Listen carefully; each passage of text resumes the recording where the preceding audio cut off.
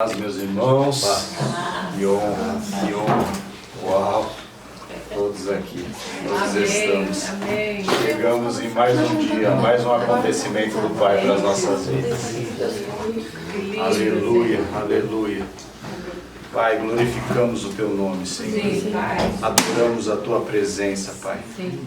Nossa alegria é estar em Ti, Pai. A nossa alegria, o que nos motiva, Senhor, o que nos traz vida, é estar em Ti, Pai. Te agradecemos por esse tempo, te agradecemos por essa casa, Senhor. Quando nos apresentamos aqui, sentimos a Tua presença. Uma casa de justiça, uma casa de obediência. Assim declaramos, Senhor, para a honra e glória do Teu nome. Amém, Jesus. Te agradecemos por esse dia, Pai, porque sabemos que o Senhor o preparou para nós, para adorarmos o Teu nome, para os Teus acontecimentos, Pai. Te agradecemos pelo Teu corpo, Cristo, formado, sujeito a Ti, estabelecido na Tua presença, nos alimentando de Ti, Pai. Te agradecemos por esse lugar em nome de Jesus, em nome de Jesus.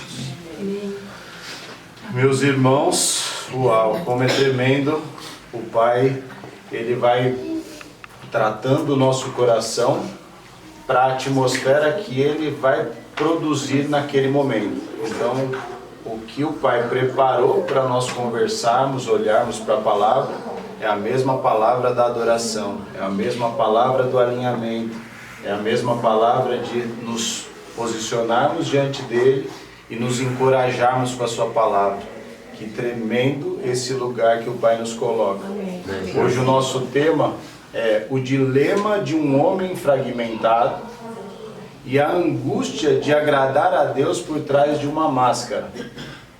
Então nós temos um dilema de um homem fragmentado por diversos motivos, nós vamos ver algo sobre isso, e ao mesmo tempo, atrás desses fragmentos, nós temos o anseio, a angústia, a vontade de agradar a Deus de todas as formas. Nós vamos falar um pouquinho sobre isso. O que é um ser humano que busca, um homem que busca dentro dos padrões validação, aceitação, reconhecimento social e ao mesmo tempo uma dicotomia entre a semelhança e a imagem do nosso Pai. Como fica isso para nós? Como que é esse compromisso para nós? Como é essa questão de o que nós desejamos, esse anseio? Queremos servir, queremos nos entregar, queremos nos derramar na Tua presença. E ao mesmo tempo percebemos algo que, uau, o que falta? O que não está encaixando nisso? Por que essa fragmentação me atrapalha? Vamos olhar um pouquinho para isso, para nós entendermos um pouco mais da palavra. Então, o homem, principalmente o cristão agora, ele tem uma necessidade muito grande em aceitação, em validação, em não confrontar, em não ter uma opinião precisa do que ele está expondo desde um fundamento. Ele sempre está tentando apaziguar, ele sempre está tentando um lugar onde ele possa ser uma pessoa pacato, no sentido de uma máscara de santidade. Não é exatamente aquilo que você pensa, mas para não desagradar, ou você se cala, ou você concorda com aquela situação. E como que é isso na palavra? Será que Jesus nos traz para esse lugar mesmo? É esse lugar, quando nós interpretamos a palavra ovelhas, que vai ao matadouro, será que nós não estamos olhando um pouco para esse dilema? Ou seja, eu não posso confrontar, eu tenho que tolerar, eu tenho que amar acima de todas as coisas. E será que esses termos eles estão bem estabelecidos dentro de nós? Ou parte dessas câmaras, elas estão fundamentadas na palavra, mas parte dessas câmaras estão corrompidas por esses fragmentos. Então, para onde nós estamos olhando? E isso passa muito por conhecer a Cristo realmente. E tem uma passagem que é muito interessante da semana passada, que o Vlamir falou sobre Mateus capítulo 13, a parábola do semeador. E aí depois Jesus continua nessa parábola, trazendo outras parábolas para falar assim, olha, o meu reino é semelhante. Então ele diz assim, o meu reino é semelhante a um grão de mostarda, que quando cresce fica uma das maiores árvores. Meu reino é como um tesouro num campo escondido, é semelhante a um tesouro no campo escondido, que o homem acha e não abre mão daquele terreno porque ele sabe que ali está o tesouro. E assim ele vai colocando situações em que o reino dele é semelhante a essas coisas. Quando ele diz, por exemplo, meu reino é semelhante aos homens que plantam fazem as suas plantações e à noite eles vão descansar, mas nesse campo é colocado joio no meio dessa estrutura. E aí os discípulos o questionam, né? Os discípulos chegam para ele e falam, mestre, ensina um pouquinho dessa parábola do joio para nós. E ele começa a explicar, a semente é o filho do homem. O campo é a terra onde o maligno é a própria estrutura do mundo. Os filhos o joio são os filhos do maligno. E aí que vem de muito interessante, no final desse texto, ele vai falar assim, e os meus anjos são aqueles que fazem a colheita.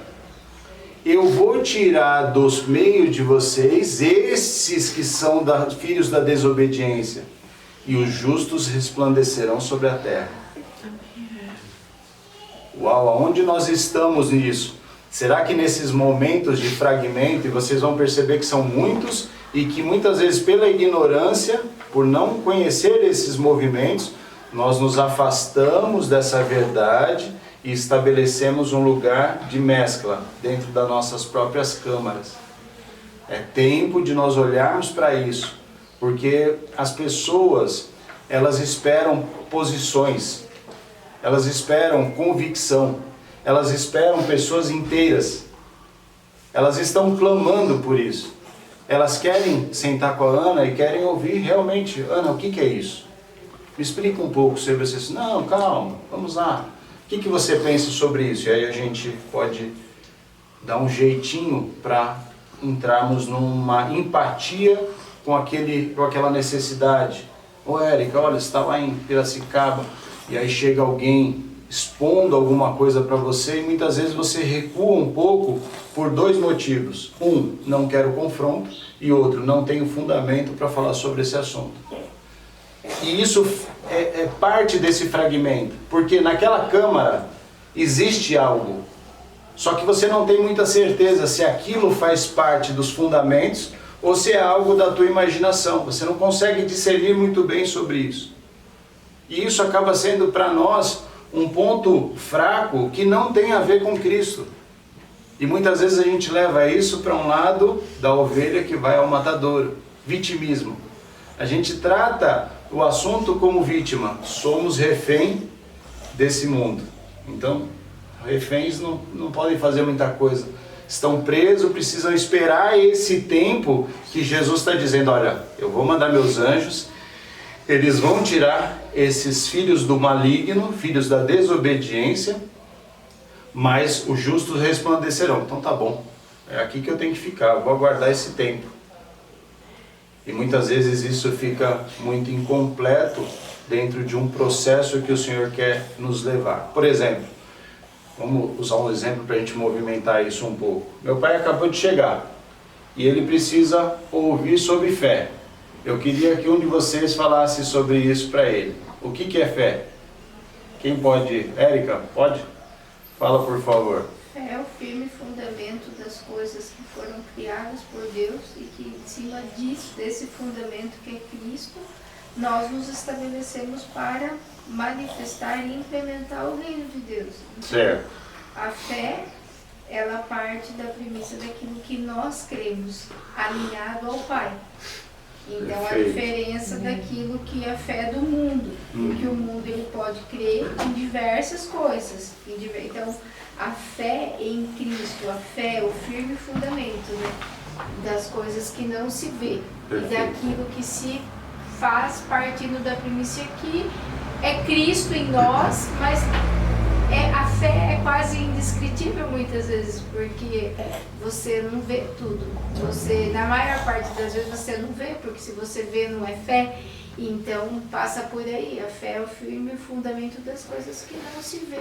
Quem pode dar um outro, desculpa, Érica, te cortar no finalzinho. Quem pode dar uma outra base para a fé? Meu pai está aqui, está esperando o nosso corpo se movimentar para isso. A Érica deu uma versão da fé. Quem pode falar um pouquinho mais sobre isso? Pode falar. Se o meu irmão chega e fala, meu irmão, continua. Se você chegou até aqui e está no meio de nós, é porque o Senhor tem propósito na sua vida. E Ele vai cuidar de você. E o que é fé? Porque tudo já Fala está dentro. A fé é as coisas que você não se vê, mas você crê que existe. Pessoas que vai estar junto te ajudando nessa caminhada. E cada pessoa que vir, são pessoas de fé, que elas creem que há algo melhor para nós. Então, continue aqui no meio de nós, que você vai estar amado. É fidelidade. Fidelidade é aquilo que a gente ouve o Senhor e segue com firmeza para cumprir. Muitas vezes a gente não entende, mas a gente obedece e segue para cumprir. Como que ele aplica a fé, Gil? Para mim é o que está sempre relacionado à fé, a espera, né? Porque é o que eu espero em Deus, né? Muitas vezes, então eu creio e aí eu manifesto a fé. Dentro todas essas possibilidades e todos esses olhares para a fé, defina um pouco melhor isso, Cris. Tenta falar um pouco mais sobre isso, para que meu pai entenda o que é fé. Como é que ele aplica isso na vida dele? O que ele faz para aplicar isso? Como é que funciona?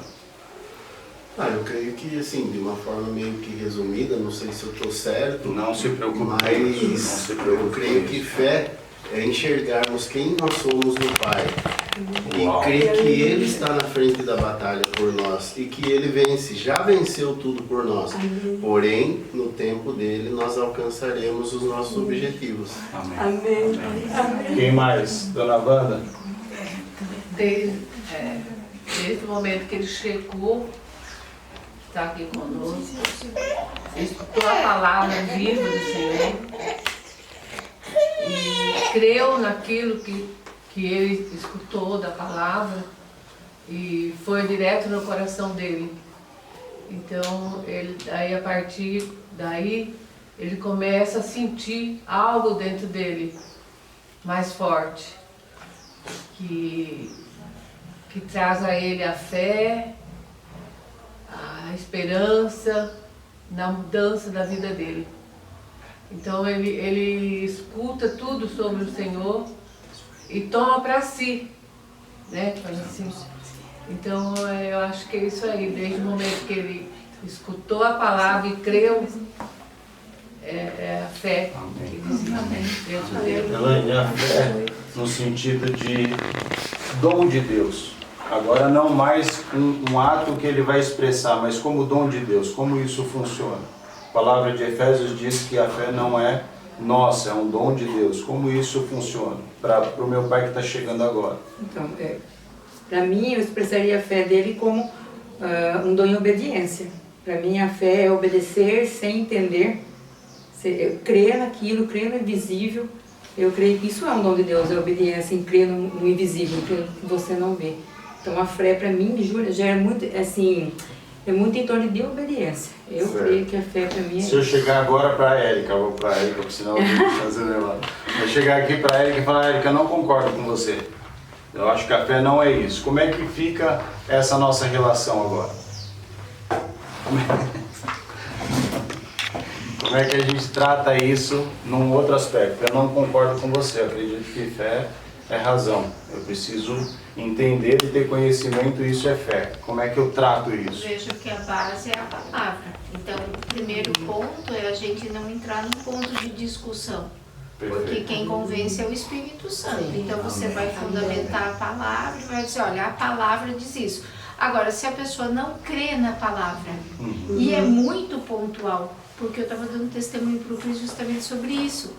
Essa semana eu trabalhei com uma pessoa que ela é espírita. E em algumas oportunidades o Senhor deu a oportunidade de falar sobre a minha fé. E sobre aquilo que... Ela falou assim, mas eu não acredito na Bíblia. Certo. Eu não acredito nessa realidade. Mas aí eu vou Então- mudar um pouco mais. Eu acredito na existência, acredito na palavra e não concordo com você. Como é que fica isso? E conheço a palavra e sei o que você disse, mas não concordo com você. É buscar a palavra e fundamentar pela palavra. E Exato. se aí pela palavra a pessoa não entender, é só o Espírito Santo que vai convencer ela, não sou eu.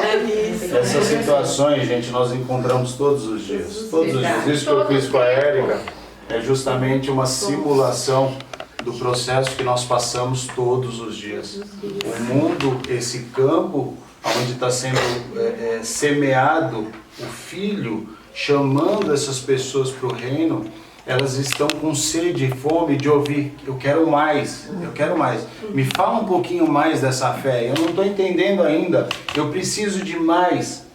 E aí, muitas vezes, no meio do corpo, entre nós temos opiniões diferentes sobre um determinado assunto.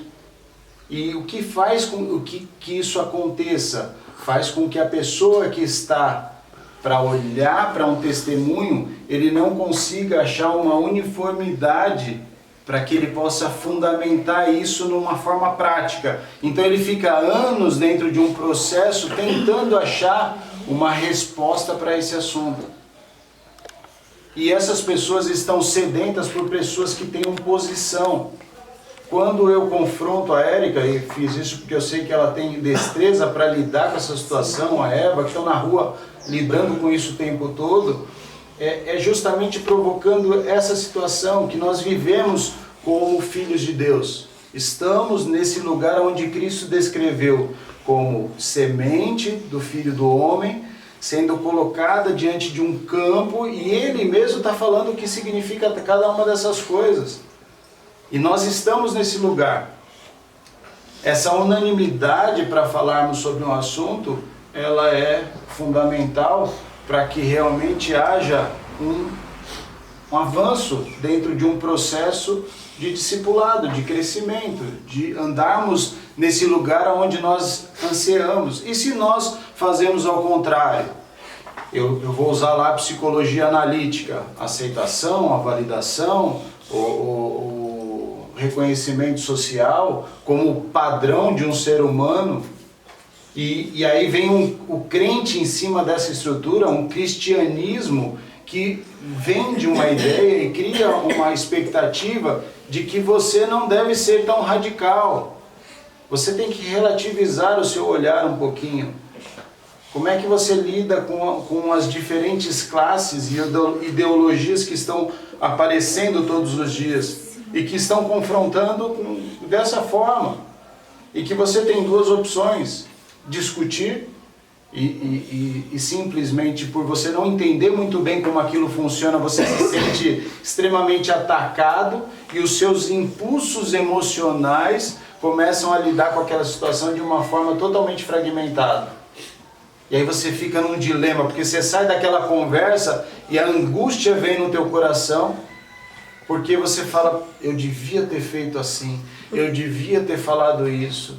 Então essa máscara que fica na frente, essa contenção das suas convicções, do que você realmente é, ela fica não muito clara para quem quer receber isso, para quem precisa dessa palavra. Se nós não temos essa condição, como seremos ministros? Se não passamos por um processo de ministério primário, como foi dito agora na escola, se não passamos pelos ministérios de cura interior, dessas questões que trabalham isso no nosso coração, como é que nós nos apresentamos diante dessas situações? Como é que nós nos apresentamos agora, por exemplo, diante do meu pai? Como é que ele fica? Ele ouviu, mas ele não conhece a palavra. Ele ouviu, ele entendeu que existe esperança. É claro que eu não estou falando por ele, estou dizendo só para criar uma situação. Então, cada um falou um ponto. Mas o que é fé? Continuamos no mesmo ponto. Vamos explorar um pouquinho mais isso? Vamos entrar nesse mundo um pouco melhor? Porque essa câmara, ela não pode estar mesclada com parte de fé e parte de coisas que foram colocadas dentro de nós. Então eu preciso voltar naquele Cristo de origem, que nos ensinou todas as coisas, e perceber que o reino é semelhante a algumas coisas que eu preciso ter muito bem ajustado no meu coração. E eu preciso ser sim radical, porque são defesas de princípios, e não por ter que defender Cristo, mas é porque as pessoas anseiam por essa posição. Eu preciso disso. Como é que você me fala? Eu vou me estabelecer aonde? Qual é o centro que eu posso me agarrar para isso que você está falando? Então fica uma fala como se fosse um descanso sem paz. Não sei se vocês já perceberam isso. Parece que a pessoa, o cristão é o descanso. Mas quando você precisa disso, você sente mais uma vez uma dicotomia. Mais uma vez algo que se conflita entre descanso e a paz. Poxa, mas eu não consigo achar nessa pessoa, porque o que as pessoas esperam de verdade é uma posição concreta, é uma posição madura, é algo que seja objetivo, é algo que estabeleça um fundamento. Não, mas é o Espírito Santo que vai fazer isso, ou seja, tiro minha responsabilidade da boca que governa. Eu não preciso falar, é o Espírito Santo que vai fazer isso. Então para que você serve como aquele que leva as boas novas?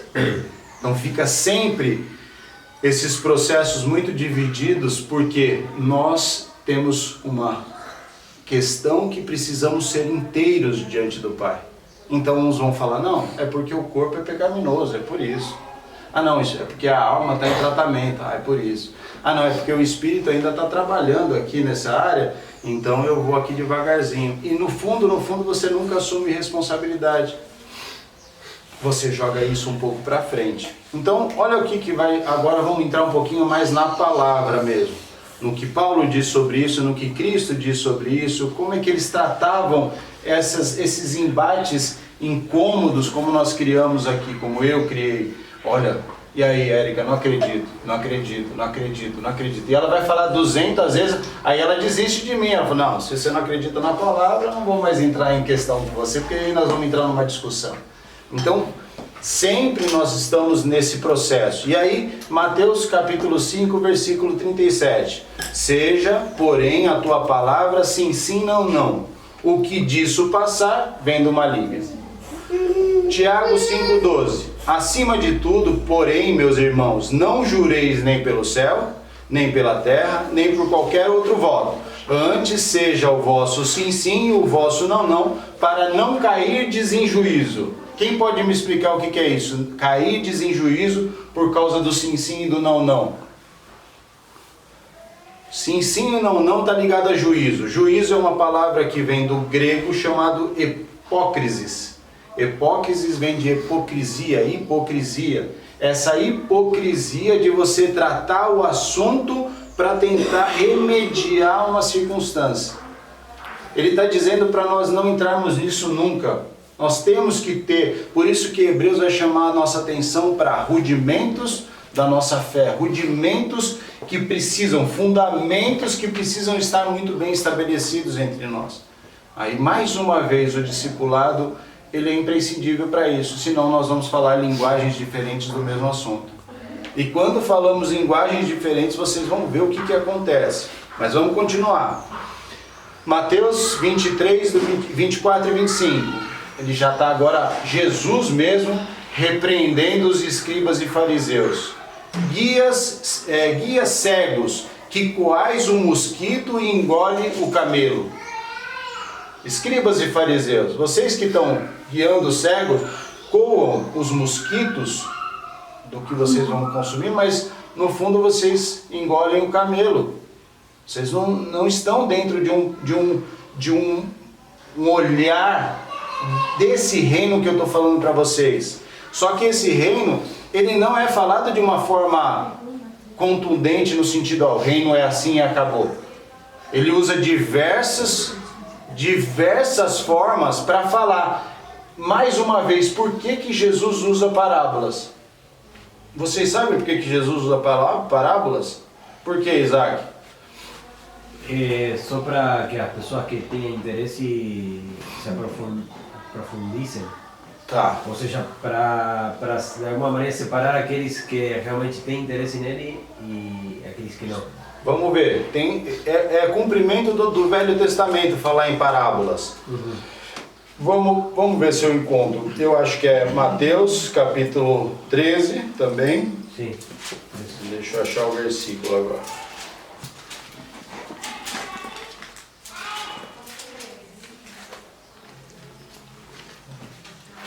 Mateus, capítulo 13. 10. Lê para mim, por favor. Propósito das parábolas. Ele pode ler.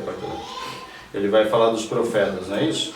E acercando-se dele, os discípulos disseram-lhe: por que eles falam por parábolas? E ele respondendo, disse-lhes: porque a vós é dado a conhecer dos mistérios do reino dos céus, mas a eles não lhes é dado. Tá. Essa é do semeador. É outra passagem ainda. Estou no Mateus 13. Isso. É Mateus 13, então. Ah, achei. 34. 34 não, 35. Vamos pegar o outro versículo.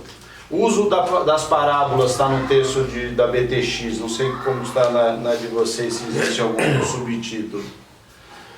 Está escrito assim: todas essas coisas Jesus falou às multidões em parábolas, e sem parábola nada lhe falava, para que se cumprisse o dito pelo profeta quando diz, olha lá, cumprimento do Antigo Testamento, quando diz: abrirei minha boca em parábolas, declararei coisas que têm estado escondidas desde a fundação do mundo, desde a sua fundação, desde a fundação do mundo. Então, o motivo é porque ele vai falar coisas que estão escondidas desde a fundação do mundo, e quem vai tomar disso? Aí vem aquela do joio que eu estava explicando para vocês, que os discípulos vão perguntar para ele: declara-nos a parábola dos joios do campo. Aí Jesus vai falar o seguinte: e ele respondeu e disse: o que semeia a boa semente é o filho do homem, o campo é o mundo, a boa semente são os filhos do reino, e os joios são os filhos do maligno. O inimigo que o semeou é o diabo. A ceifa é o fim do século. E os segadores são os anjos. Portanto, assim como os joios são colhidos e queimados com fogo, assim será no fim do século. Enviará o Filho do Homem e seus anjos, e recolherão, olha quem que ele vai recolher, recolherão de seu reino a todos os que causam tropeços e os que fazem iniquidade. Esses serão recolhidos. E os lançarão na fornalha de fogo. Ali será pranto e rangido de dentes. Aí vem agora os justos. Então os justos resplandecerão como o sol no reino de seu Pai. O que tem ouvidos, ouça. Ele está explicando a parábola, dizendo que isso tem a ver com os tesouros escondidos antes da fundação do mundo. Ele está explicando para esses. E esses estão tomando dessa palavra para essa esperança ser desde um lugar correto. Quando eu começo a fragmentar isso, eu tenho muitos movimentos que vão começar a ressignificar cada um desses termos. E vai trazer aberrações por causa disso. E essas ressignificações, muitas vezes elas entram nas nossas câmaras, porque a palavra tem poder. Se eu confio naquele que está me falando, é o suficiente para eu abrir espaço e tomar daquela porção que muitas vezes ela não está bem ajustada. Por isso, aquele que não está no corpo, ele sofre impactos muito grandes, porque essas coisas não são confrontadas, ele não consegue apoio para se mover nesse lugar. Por isso o corpo é fundamental para que essas coisas se estabeleçam. Por isso a fé vem do ouvir, muitas vezes. Ouvir a Palavra de Deus. Isso. A fé tem mais algumas nuances. se der tempo eu falo um pouquinho sobre ela, de uma forma um pouco mais objetiva. Da onde vem, para onde vai e por que existe. Daqui a pouco eu falo, mas vamos continuar só para a gente não perder esse raciocínio, porque eu usei a fé mais para a gente...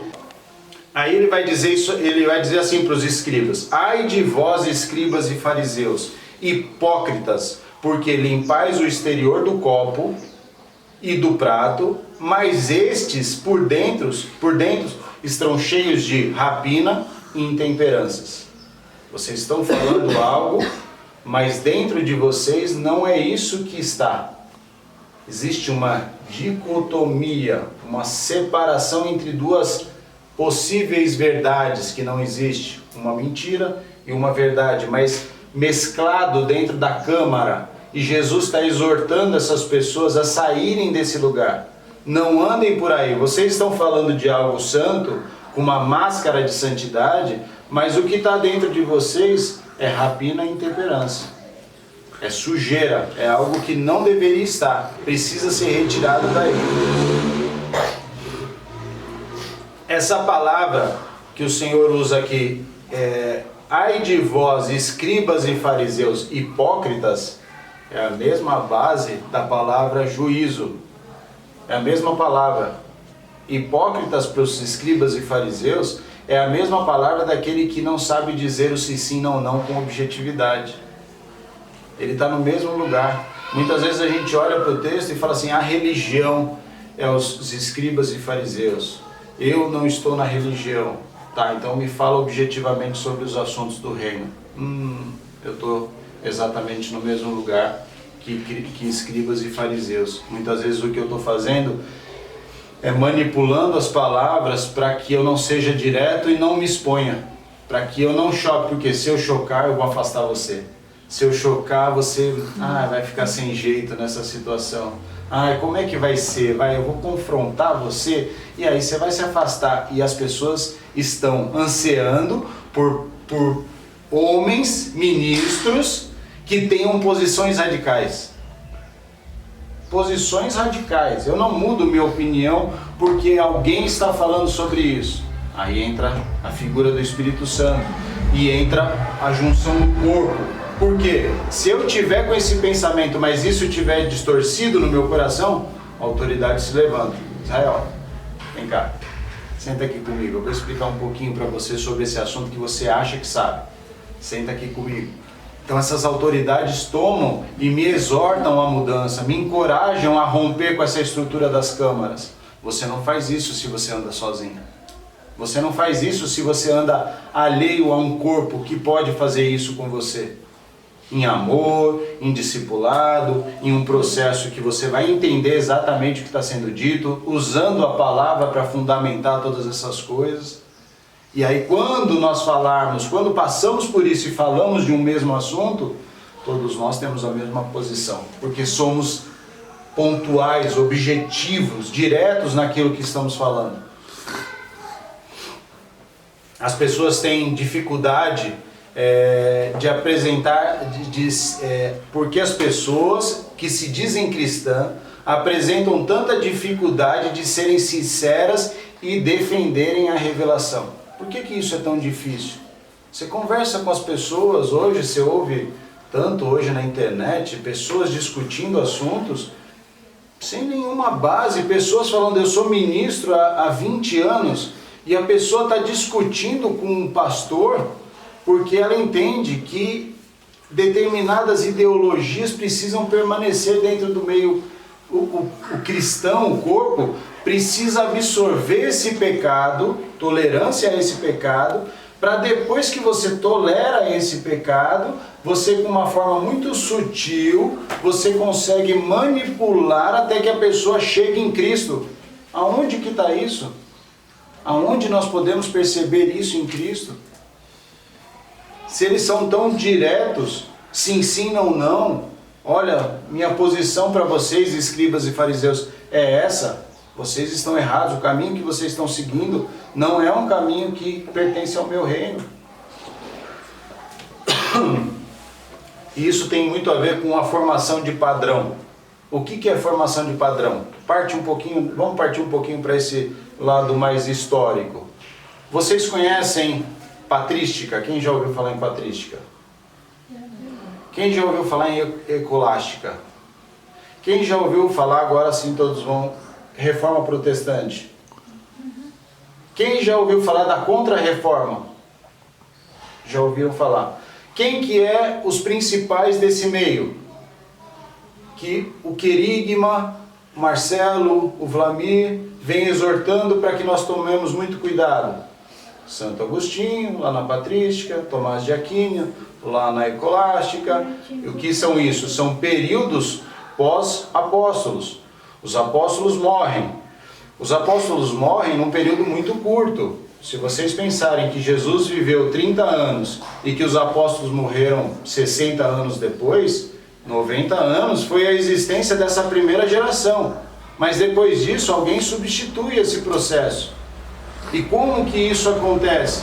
Será que começa a existir movimentos que vão falar para você de uma teologia sistêmica, dizendo, ó, salvação é isso, fé é isso daqui, você precisa estudar esses temas, você precisa ouvir a influência desses processos que sofreram por uma certa intenção, nada inocente. Daí começa a surgir movimentos. Gnosticismo, quem sabe o que é gnosticismo? Será que sai esses bezerros de ouro dessas câmaras que estão fragmentadas ainda? Será que nós falamos do gnosticismo sem saber que ele existe por uma movimentação dentro do próprio corpo de Cristo que fala sobre esse assunto, mas você não intitula ele? Então, ele não faz parte. Será que não é uma convicção minha? Será que eu não preciso aprender sobre isso? Ou eu preciso continuar sendo controlado por esses movimentos que muitas vezes traz condições contemporâneas? Até o dia de hoje as coisas estão acontecendo dessa forma. Você hoje vê discussão na internet, que a internet virou esse palco desse monte de movimentos, falando para você que, por exemplo, essa gnose do conhecimento, esse conhecimento é que vai levar você à salvação.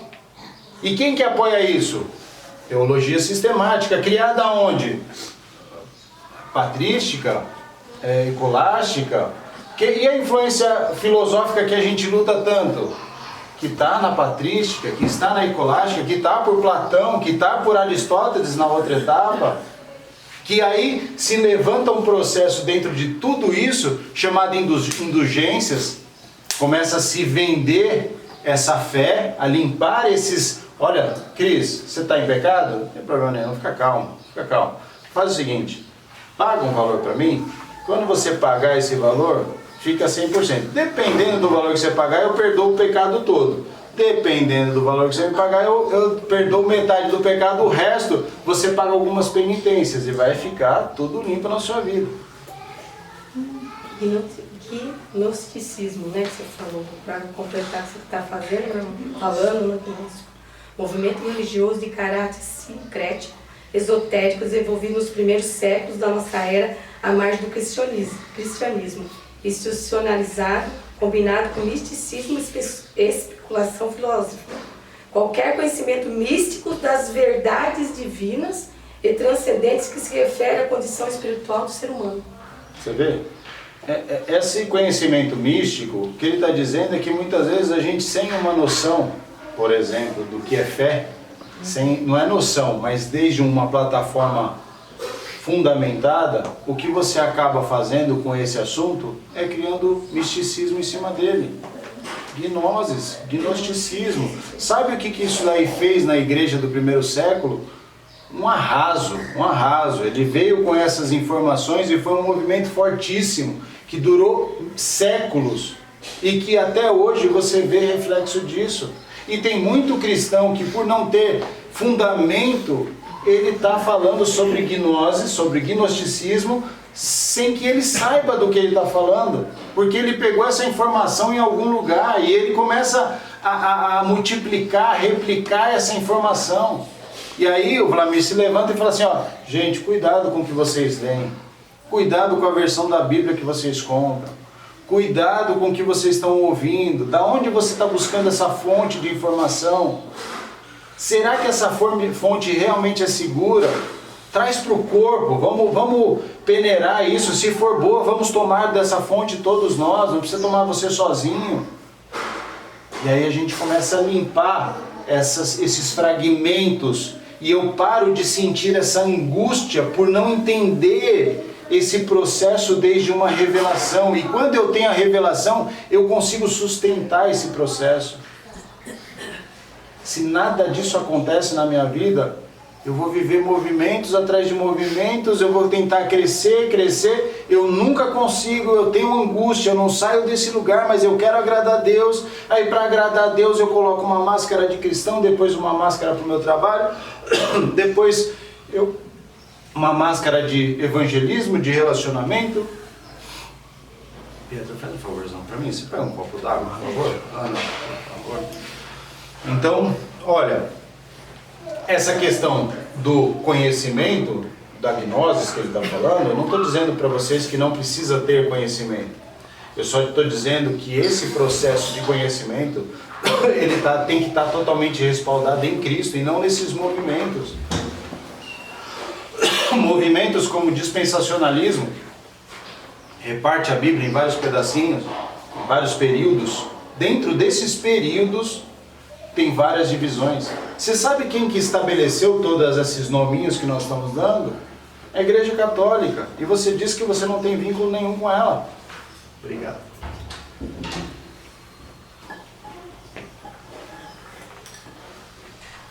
Se nós não temos vínculo nenhum com ela, a não ser o fato de dizerem cristão e nós também, por que nós usamos todas as bases para estabelecer Cristo dentro dela? Por que nós não paramos para pensar nisso? Porque muitas vezes nós não sabemos. Nós não sabemos por onde nós estamos andando. Nós não reconhecemos esse caminho de uma forma tão clara. Nós não temos objetividade nos fundamentos. Quando nós perguntamos sobre um assunto, você fica dúbio, dualidade. Um dos movimentos que nós estamos conversando. Tem dualidade. Tem formas da dicotomia, do dilema, que são sempre dois dilemas, dicotomia, dois.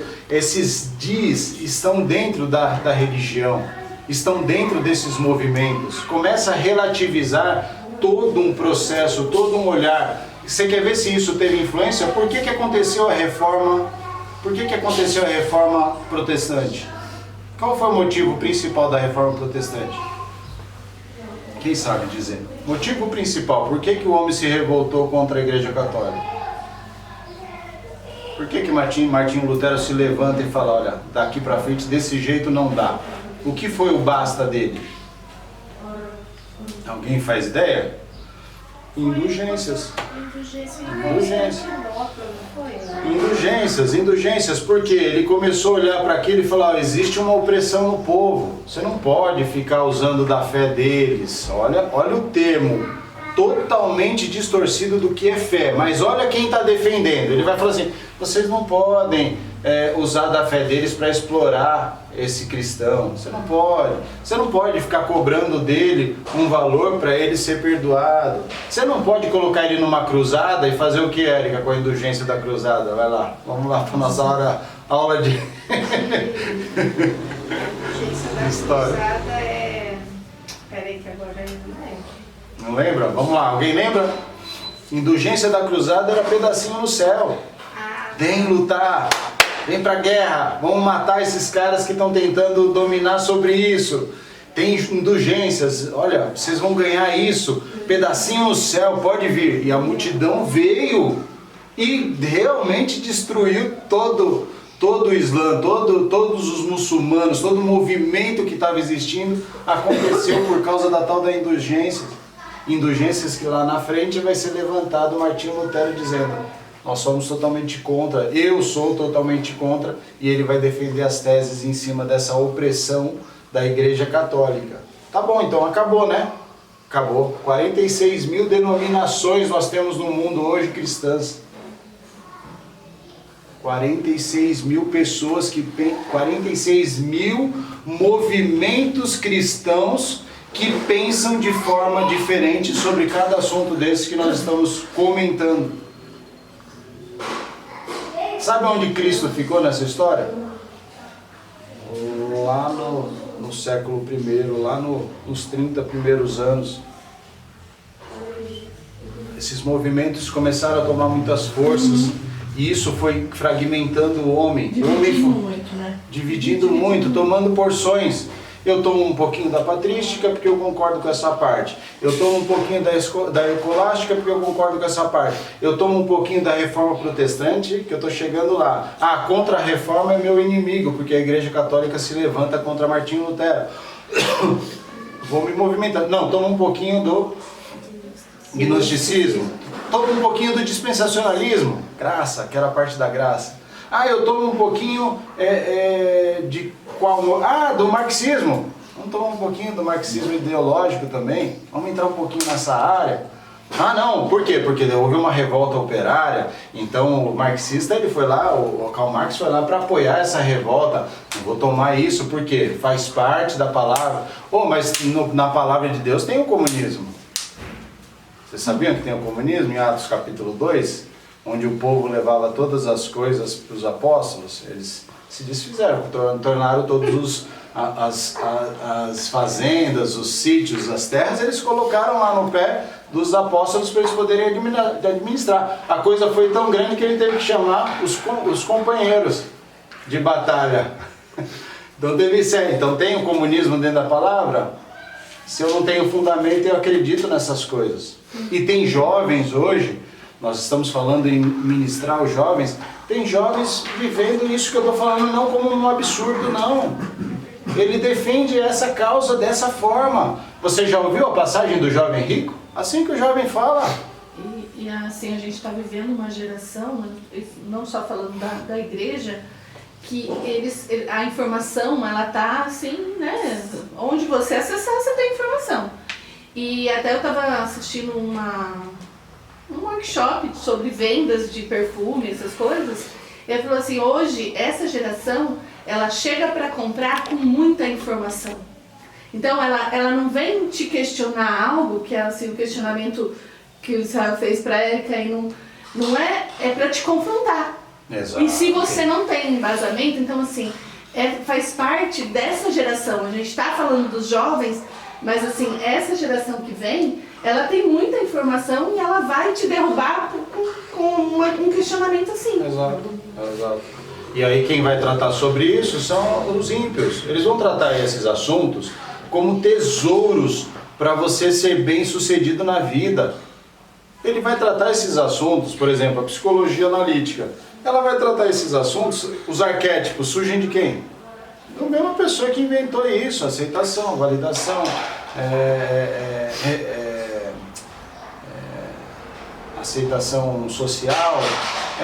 Essas bases, elas foram vistas pela treva e elas são trazidas para o mundo de uma forma distorcida. Muitas vezes nós tomamos dessas porções e achamos que isso é cristianismo, achamos que isso está estabelecido no reino. E aí eu faço uma diferença entre cristianismo e Cristo. Tudo isso que eu falei para vocês até agora está dentro do cristianismo. Esses movimentos todos, não é que é o mundo que está estabelecido nele, é que esses movimentos surgiram dentro da igreja.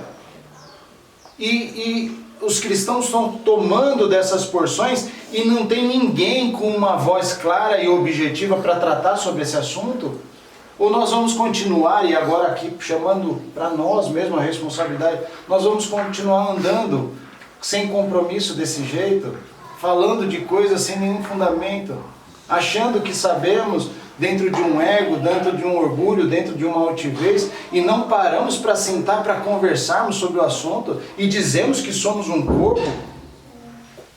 Precisamos dessa ânsia, não é diminuindo, não estou aqui para levantar bronca para ninguém, não é isso, cada um faz o que quer da sua vida, mas o que eu estou dizendo é essa questão de nós nos unirmos para esse compromisso, para estarmos nesse lugar, para quando declararmos, olha, queremos mais de ti, isso seja o sim, sim, ou o não, não, mas seja a verdade do meu coração. O que adianta eu falar eu quero mais de ti, mas a gente vai sair daqui da reunião, você não sabe nem o que foi falado daqui uma semana.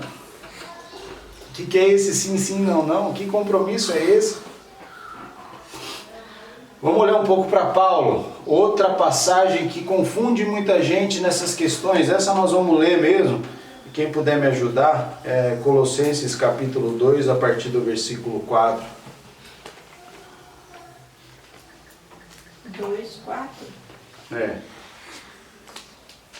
E digo isto para que ninguém vos engane com palavras persuasivas.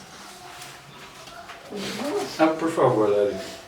Pode, vai falar uma parte do rudimento do mundo. Pode, acho que é uns... Porque ainda que este esteja ausente quanto ao corpo, contudo, em espírito estou convosco, buscando-me e vendo a vossa ordem e a firmeza da vossa fé em Cristo.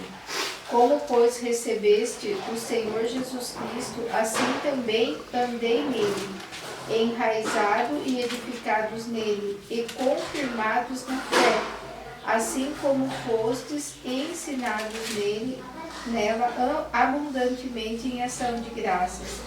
Tende cuidado para que ninguém vos faça presa sua, por meio de filosofias e vãs sutilezas, segundo a tradição dos homens, segundo os rudimentos do mundo, e não segundo Cristo. Isso. Paulo está falando sobre o que nós estamos conversando. Ele está exortando o povo, dizendo, olha, cuidado com esses discursos que são totalmente falsos. Eles estão estabelecendo uma falsa doutrina. Saiam desse lugar. Saiam desse lugar. O texto que eu ia ler para vocês, esse é o que Paulo pensa sobre esse assunto que nós estamos conversando. Mas olha como Paulo trata esse assunto e como muitas vezes a gente ouve muitas pessoas citarem esse assunto e não pensam da forma correta. 1 Coríntios capítulo 9, a partir do versículo 16. Se alguém puder ler só para descansar um pouquinho a voz. 16 ao 27. Porém, quando prego o Evangelho, não vejo como mergulhar, pois a minha é imposta a obrigação de proclamar. Primeiro, eu vou te cortando só para a gente ir montando essa ideia. 9, 1 Coríntios 9, a partir do 16 até o 27. Eu vou só cortando um pouquinho a Eva para a gente poder ir montando essa ideia. Esse primeiro versículo que a Eva está lendo, é um versículo que fala do compromisso de Paulo, que ele não pode abrir mão de jeito nenhum. Lê de novo para a gente, por favor, Eva. Porém, quando prego o Evangelho, não vejo como mergulhar, pois a mim é imposta a obrigação de proclamar. Ai de mim, se não anunciar o Evangelho. Pode continuar. Porquanto, se prego de espontânea vontade, tenho direito à recompensa. Entretanto, como prego por obrigação, estou simplesmente cumprindo uma missão a mim confiada. Entende que ele não está trazendo a glória para ele. E ele está dizendo que é uma obrigação dele fazer isso. Esse compromisso de Paulo faz com que ele brigue com Pedro, em Gálatas, em Atos, levanta uma voz, corrija, chama atenção. Ele vai ser preso em Roma e ele vai falar em 2 Timóteo 4, acho que 16. Ele vai ver para mim, por favor, Érica. 2 Timóteo 4, 16, que ele vai falar assim: e na hora que eu estava diante das autoridades, não sobrou ninguém, eu estava sozinho. Pai, não imputa sobre eles nenhum pecado, perdoa o que eles fizeram. Essa é a posição de Paulo. Essa posição radical é a posição de Paulo. Continua, depois vê se é esse mesmo. É esse? Ah, então fala. Ninguém me assistiu na minha primeira defesa, antes todos me desampararam, que isto lhes não seja imputado. Tá vendo? Sozinho. Paulo defendendo a causa de Cristo. Gente, nós estamos falando do primeiro momento, os primeiros 15, 20 anos. Nós estamos falando do primeiro momento. As pessoas não conseguiram sustentar, elas não se mantiveram na posição de batalha. deixaram Paulo sozinho e Paulo fala, perdoa, não tem problema, eu avanço, eu vou para frente, eu vou continuar, eu não vou parar. Agora, Eva, continua, por favor. Olha o que agora ele vai falar, olha a confusão. Vamos continuar lendo. Qual é, portanto, a minha recompensa? Tão somente esta, que anunciando o Evangelho, eu o apresente gratuitamente, não usando, assim, dos meus direitos de pregá-lo. Porque, embora seja absolutamente livre de todos, fiz-me escravo de todos, para ganhar o maior número possível de pessoas. Tornei-me judeu para os judeus, para os que estão subjugados pela lei. Tornei-me como se estivesse igualmente sujeito à lei, embora eu mesmo não esteja debaixo da lei, com o objetivo de ganhar aqueles que estão dominados pela lei. Para os que estão sem lei, tornei-me como sem lei, vivesse, a fim de ganhar os que não têm a lei. Para os fracos, tornei-me semelhantemente fraco, para ganhar os fracos. Fiz-me tudo para com todos, com a finalidade de conseguir de qualquer maneira possível salvar alguns. Faço tudo isso por Esse causa... é o último, tá? Esse último. Tá. Faço tudo isso por causa do Evangelho, a fim de me tornar co-participante dele. Meus irmãos, pessoas estão pegando essa passagem para dizer que você precisa relativizar o olhar. Pessoas estão pegando essa palavra para dizer, não, eu preciso me adaptar. Que é isso? Eu não vou discutir com o César. Eu vou chegar aqui com ele e falar, ô César, o que você acredita? Não, vamos devagar. Entra aqui para o nosso meio, vamos devagar. Eu não confronto ele em momento nenhum. As pessoas estão usando essa passagem que Paulo está falando para descrever algo que Paulo não fez em momento nenhum. Como se Paulo estivesse dizendo aqui que ele se adapta a cada situação. Ele não está falando isso, ele está dizendo que a obrigação dele de pregar o Evangelho faz com que ele se compadeça sim de todas as pessoas, mas com um único objetivo, entregar radicalmente o reino. Ele não vai confundir isso em momento nenhum. Isso muitas vezes faz com que as pessoas se percam na caminhada cristã. Elas se perdem nesse lugar. Elas começam a relativizar e perdem o compromisso com a objetividade do Evangelho. E começam a falar um monte de asneiras que puxa a base de tudo isso que nós estamos conversando. Olha agora esse compromisso de Paulo para fixar mais uma vez o que ele está fazendo. Paulo agora ele vai descrever essa atitude dele como um atleta. Ele vai falar assim, olha, como um atleta, vocês já pararam para olhar para um atleta? O cara treina todos os dias, ele não para um minuto. O Vlamir já foi atleta no basquete, o Isaac já foi atleta na arte marcial, o Juliano já foi profissional tocando, já foi não, é profissional tocando o instrumento, todos são profissionais na área de vendas. Todas essas características dependem de um empenho muito grande. Depende de uma dedicação total para que isso aconteça. E para o atleta ainda tem um ponto a mais. Para o atleta ele precisa chegar em primeiro lugar. Ele luta por tudo isso para chegar em primeiro lugar. Paulo vai descrever essa situação para falar do que ele acabou de dizer. Ele vai concluir esse assunto. Lê para a gente, por favor, ela. Não sabeis, está com o título um verdadeiro atleta de Cristo. Não sabeis que entre todos os que correm no estádio, na verdade somente um recebe o grande prêmio? Correi de tal maneira que o alcanceis. Todos os que competem nos jogos se submetem a um treinamento rigoroso, e isso para obter uma coroa que logo se desvanece. No entanto, nós nos dedicamos para ganhar uma coroa que dura eternamente. Portanto, não corro como quem corre sem alvo, e não luto como quem apenas sopra o ar, mas esmurro o meu próprio corpo e faço dele meu escravo, para que, depois de haver pregado aos outros, eu mesmo não venha a ser reprovado. Uau! Esmurro, lê essa última, Mas esmurro o meu próprio corpo e faço dele meu escravo, para que, depois de haver pregado aos outros, eu mesmo não venha a ser reprovado. Uau!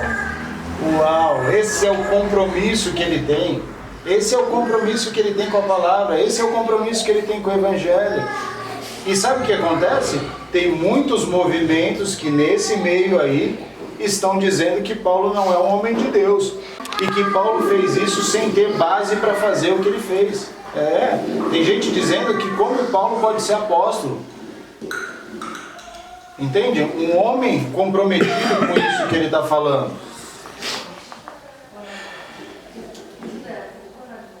Ele tem uma outra passagem, agora contrário a isso, contrário a essa posição de Paulo no sentido de Colossos, né? Porque Colossos as pessoas eram envolvidas com um evangelho firme, um evangelho com propósito, eles estavam posicionados. Alguém pode ler para mim Gálatas capítulo 1, capítulo 3, versículo 1?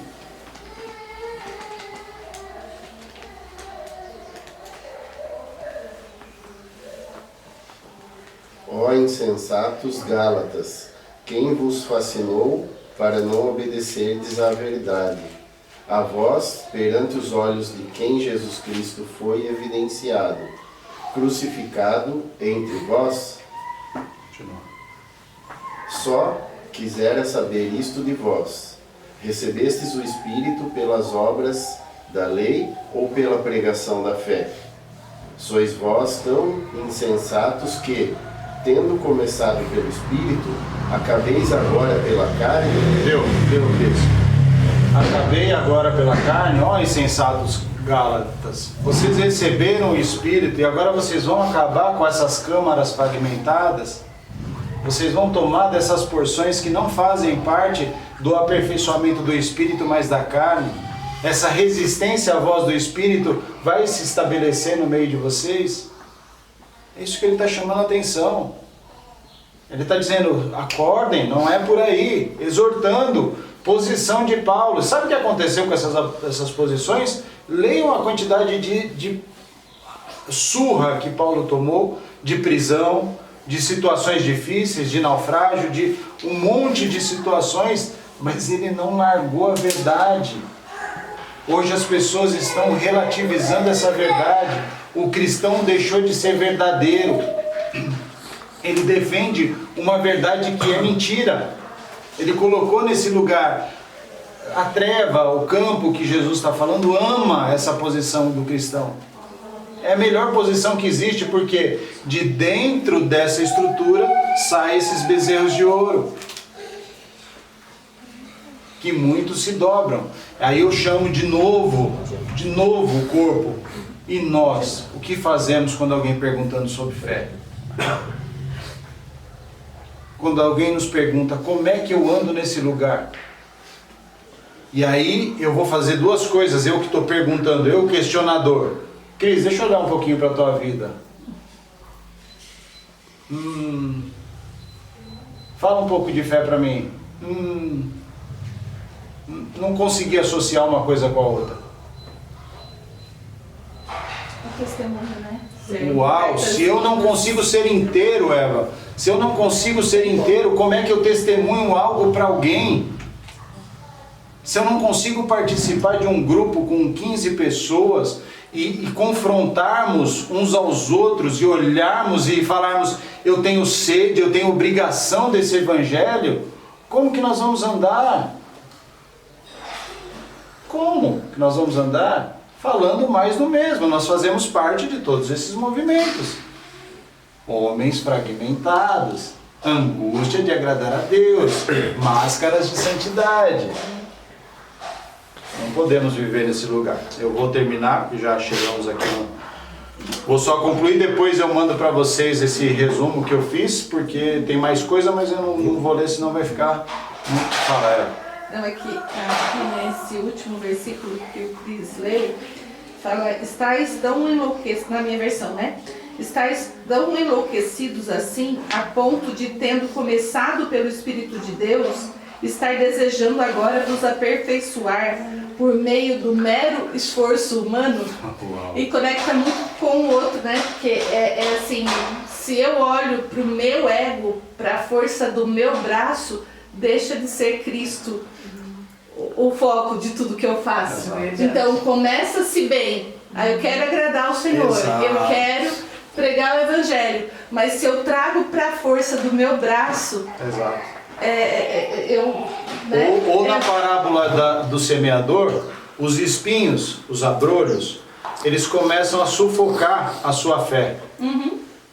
Eles começam a sufocar essa palavra que foi lançada. Essa semente que foi lançada, que é Cristo, começa a ser sufocada pelos espinhos e abrolhos. É isso que ele está chamando a atenção. Paulo está falando sobre isso. Falou, ó, insensatos Gálatas, vocês começaram com uma boa semente, mas agora você vai permitir que os espinhos e os abrolhos acabem com vocês? Com vocês? Não está na hora de vocês tomarem posição antes que a semente morra? E que vocês saiam desse lugar? Está na hora de tomarmos posição. Sabe por quê? Das 46 mil denominações, tem uma que pode ser a nossa. E que vamos falar mais do mesmo. Isso só não vai acontecer se dentro de nós tiver esse compromisso de Paulo. E isso afasta, né, as pessoas de Deus. Afasta. Eu passei essa semana, está tendo um movimento na Igreja Católica do cerco de Jericó, eu acho que eu vi em algumas publicações na internet, e a igreja muito cheia, muito cheia. E aí, assim, são pessoas tradicionais, clássicas, eu sigo a Deus, mas eu não vou mudar aquilo que eu nasci, da onde eu nasci, porque sobre essa pedra edificarei o meu rebanho, e é a igreja. Aí. Certo? Sim. Eu já estive aí. Sim. E aí eu tô lá cumprindo, mas quando eu vi aquela multidão de gente, uma coisa que a gente ouviu lá atrás, aquela multidão de gente indo todos os dias para o cerco do Jericó, às 3 da tarde até tal horário, o que derruba isso? O Marcelo lá atrás, ele disse um dia para nós, foi lá na Vila Resende ainda, eu não estou dizendo que são trevas total, mas assim, as trevas são mais astutas que a luz. A gente, às vezes, né, nessa questão de ouvir o Senhor, permanecer, seguir, a quantas vozes, muitas vezes, que foi um dos temas da adoração, a quantas vozes, muitas vezes, a gente dá ouvido que não é a voz do Pai. Exatamente. Que não é a voz do Pai. É isso. Então, assim, o Senhor falou muito comigo nessa semana, nesse sentido que a Néia trouxe na adoração, que isso está, né, a gente está falando assim, a gente discernir a verdadeira voz do Senhor. Sim. Porque a Néia até falou durante a adoração, e foi justamente isso. Às vezes, por a gente estar vendo algumas vozes, você fala assim, mas eu estou no Senhor. Mas por que está vindo essa voz? Mas aí você tem que lembrar, o descanso do Senhor, que é o descanso naquilo que Ele já te entregou, na promessa. E aí você se estabiliza, mas o quanto esses apóstolos, essas igrejas, essas denominações, o quanto eles começaram bem e aí foi se desvirtuando, porque é uma linha muito fina. É uma linha muito fina. Elas entram nesse lugar, né? Ela entra na câmara que você está falando. E com isso, não quem quer a verdade distante. está dizendo assim, não, eu olho para a sua vida não testemunha isso que você prega, eu vou seguir aqui no que é onde é sobre essa pedra que edificarei meu, eu vou seguir aqui. Exato. Então, para esse tempo, meus irmãos, se vocês confiam naquele que o Senhor levantou, comecem a andar juntos. Comecem a andar. Se vocês não acreditam, vida, né? E agora eu vou dizer aqui com muito temor diante da minha autoridade. Se não tem confiança nisso, saiam, para que vocês não levantem bezerros de ouro.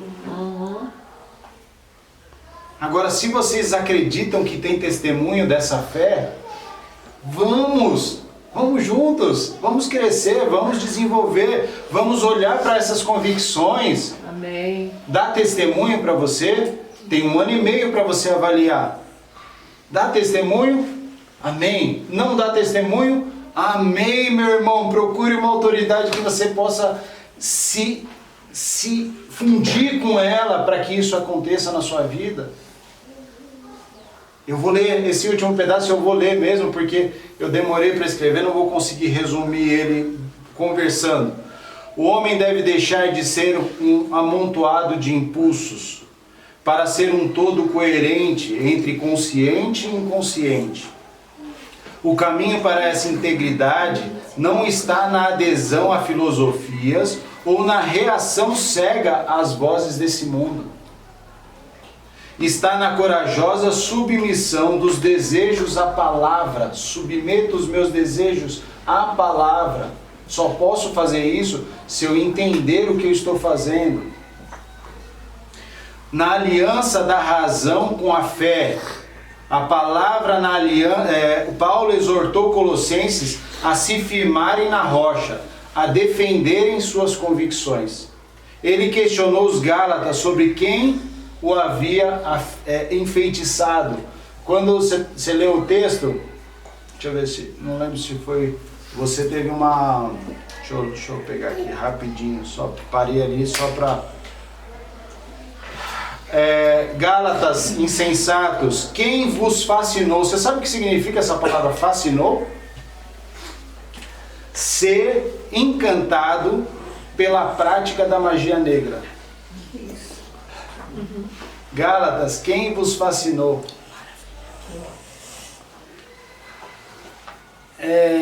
Paulo exortou os Colossenses a se firmarem na rocha, defenderem suas convicções. Ele questionou os Gálatas sobre quem o havia enfeitiçado. A conclusão do dilema do homem fragmentado não é uma fórmula, mas uma decisão. Eu não tenho uma fórmula para limpar essas câmaras, mas eu tenho uma decisão de compromisso, de obrigação, que faz com que essas câmaras sejam limpas.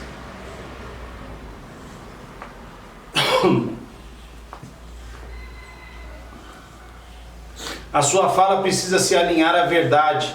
Para que isso aconteça, você precisa parar de resistir à voz do Espírito. A grande questão, então, não é se você conhece a verdade, mas se a verdade te conhece.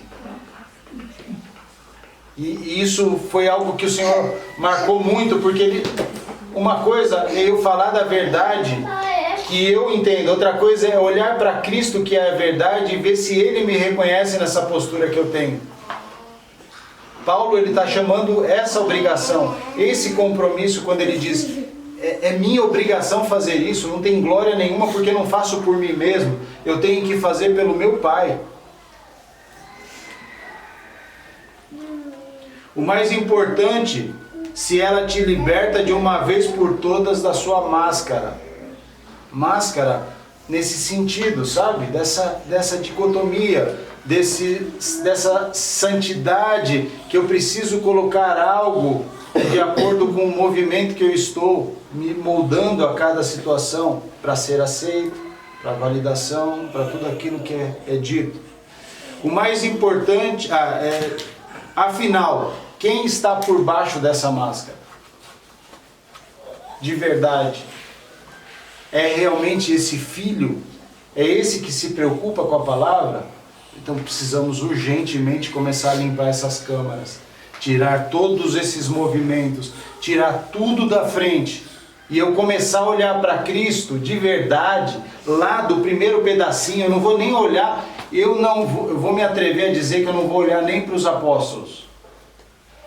Eu agora quero me debruçar em quem é Cristo.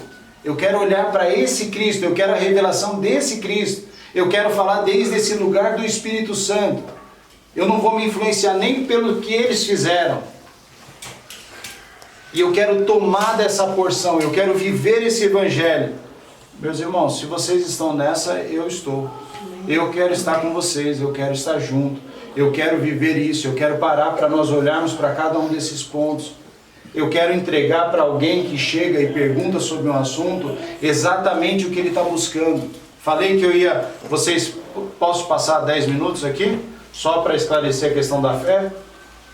Quando eu estava falando da fé, percebam uma sequência lógica objetiva. Estou falando lógica desde Cristo, não lógica desde o mundo, mas uma lógica para entendimento. Eu fui eleito no Pai. O Pai pegou uma porção dele e fez: César, você é a minha porção. sopro de vida, Espírito Santo, entra. Só que tem o seguinte, César, você tem um chamado, você tem um propósito a cumprir. Se você não cumprir o seu propósito, você não tem fé. Não existe fé fora do propósito, tá bom? Então é o seguinte, a partir de agora, o energeu, a vida que é entregue para você, o dom da vida, o caminho que você vai seguir, está diretamente ligado à eleição e o chamado que eu entreguei na sua vida. Tudo que você fizer da sua vida dentro desse caminho, dentro dessa vida que eu te entreguei, César, é o meu dom de fé que eu te entrego. Você não vai ver, você não vai poder tocar nisso. A minha esperança, o meu dom está em você, é o dom da vida, o dom do propósito, o motivo por qual você existe. Isso chama-se fé. Tudo que você precisar, César, quando você estiver na sua caminhada, no meu propósito, tranquilize o teu coração. Antes de você me pedir, eu já te entrego. Obediência, César, é o princípio da fé. Se você sair desse caminho do teu propósito, César, não venha me falar que você tem fé, porque você não tem. A fé só está estabelecida como meu dom para que você ande no meu propósito. Eu te chamei para isso. E aí isso é imputado como justiça, viu, Abraão? Porque você está em obediência para o que eu te chamei. Não adianta você falar, eu tenho fé, mas eu estou indo atrás dos meus bens, eu estou longe do propósito, eu estou servindo a esse mundo, eu estou semeando nesse campo, mas ao invés de semear a semente, eu estou lançando semente estranha, para não dizer outra coisa, para que não seja pesada a nossa fala. Então vocês não vão ter fé, viu, meus filhos, se não andarem no meu propósito. É condicional a fé. A fé não é para você lidar com ela de forma discricionária, ou seja, da forma que eu quero, dos bens que eu quero, dos desejos que eu tenho. Não, o único lugar que a minha fé, o dom está e que você vai alegrar o teu coração é esse caminho, é essa verdade e é essa vida. Por isso você só vai estabelecer esse lugar se você estiver aqui. Nesse caminho. Você entendeu isso? Trouxemos isso para uma objetividade. César vai olhar para isso e falar, eu tenho uma obrigação agora. Tenho uma questão na minha vida. Eu tenho que me alinhar ao propósito. Se eu não me alinhar ao propósito, esquece, essa fé não existe. E sabe o que causa no nosso meio? Estranheza do que eu estou falando. As pessoas acham que fé é outra coisa. As pessoas não relacionam o propósito com a fé. A fé, ela está tão comum que, eu tenho fé para comprar o meu BMW. Então, aqui é a minha função, é fé. Não, minha situação financeira, fé. Fé. Não tem a ver com fé, meu irmão. Tem a ver com o que o desejo está se estabelecendo no seu crer. Você acredita naquilo firmemente e fielmente. Amém, siga teu caminho. Mas quando nós falamos de propósito, quando nós falamos dessa fé, dom de Deus, está diretamente relacionado a esse ambiente de cumprimento por qual ele foi eleito. Dentro disso, não existe como você me questionar sobre esse assunto. Porque eu posso trazer para vocês quantas passagens vocês quiserem. Romanos 8:26, a eleição, a predestinação, conforme a imagem de Cristo. Posso trazer Efésios capítulo 1, olha, vocês foram eleitos antes da fundação do mundo. Eleitos aonde? Eu posso trazer Hebreus capítulo 11, versículo 1, a fé é o firme fundamento do que não se vê. Por quê? Porque ela já foi estabelecida antes da fundação do mundo, por isso eu não vejo, mas eu tenho certeza pelo caminho onde eu estou andando. Aí sim, nós temos algo firme. Se entrar 10 pessoas agora, e eu entregar para cada um de vocês para falar sobre fé, Se nós temos isso, agora se você não acredita nisso que eu acabei de falar como um fundamento, por favor, meu irmão, traga essa palavra. Eu preciso consertar a minha vida agora. E aí eu tenho que me sujeitar a essa questão para que você me ensina. Cris, fala, eu preciso disso. Aí nós começamos o próprio corpo, aí a palavra vem, né? O próprio corpo edificando o próprio corpo. O ministério aperfeiçoando os santos. Esse lugar onde nós estabelecemos um lugar seguro, essa rocha. Se começarmos a falar de fé, cada um na sua versão, uma pessoa que entra aqui agora e ela conversasse com cada um de nós e ela ouvisse uma posição de cada um, como fica isso na cabeça de uma pessoa que acabou de chegar? Qual responsabilidade nós temos da palavra que nós estamos soltando? Precisamos. Você percebe o que é discipulado? Você percebe o que é de discipulado ao ministro? Se nós não passarmos por esse caminho de sujeição, de olharmos, debruçarmos as nossas vidas, tirarmos os nossos egos, o nosso ego, tirarmos a nossa altivez, tirarmos a nossa soberba, abandonarmos esses caminhos e nos debruçarmos ao assunto, paramos de olhar só, vou aqui julgar. Vamos ver, Vlamir, fala aí um pouquinho sobre fé, vai. Quero ouvir, quero ver se bate com o que eu penso, Vlamir. Fala aí um pouquinho para eu entender. E aí eu fico, Vlamir, estou discordando dele, não concordo com o que ele está falando, vou ficar aqui na minha.